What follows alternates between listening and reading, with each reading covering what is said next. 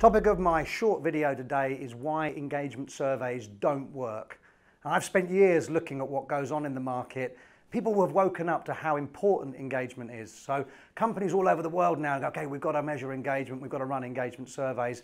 Number of reasons why they normally just do not work. Firstly, they're quite often run once a year. There's no such thing as an annual survey. I mean, there might be a survey you do once a year, but it's not going to give you a reflection of the whole year. Some people can't even remember what happened last week, let alone what happened 11 months ago. The next thing is that they often ask employees to give a lot. There's lots of questions, they take a lot of time.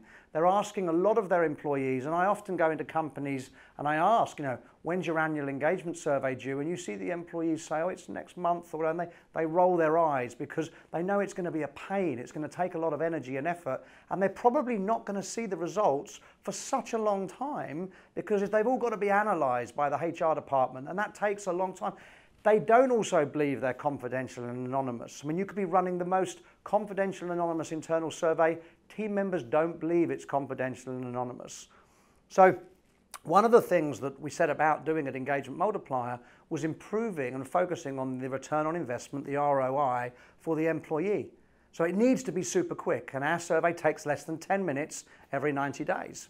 In most cases, it's somewhere between 5 and 8. That's not a lot of time. The other great thing about it is it's once every 90 days. So it covers a snapshot and a period of time which people can think in terms of and identify with. It also creates that sort of regularity and that culture of engagement. The next thing that happens is because the digital platform that's been built to analyze and crunch all the data, there's no time lag from when the survey closes. So you as the business owner get to share really quickly the insight and the scores and the actions that you're going to take with the employees. Once again, return on investment. They're getting to see very quickly an output for the input of their actions. And each and every single one of them gets their own private dashboard where they get to see their scores in a confidential, secure environment alongside how the rest of the company scored. And here's an interesting dynamic that's come out of this that we didn't appreciate when we first launched Engagement Multiplier. In every organization, you have disengaged employees. You don't always know who they are because a number of them are in disguise. And they show up on time for meetings, they do what's asked of them, but actually you can't quite put your finger on it, but they're not really there. They're not really there in the moment.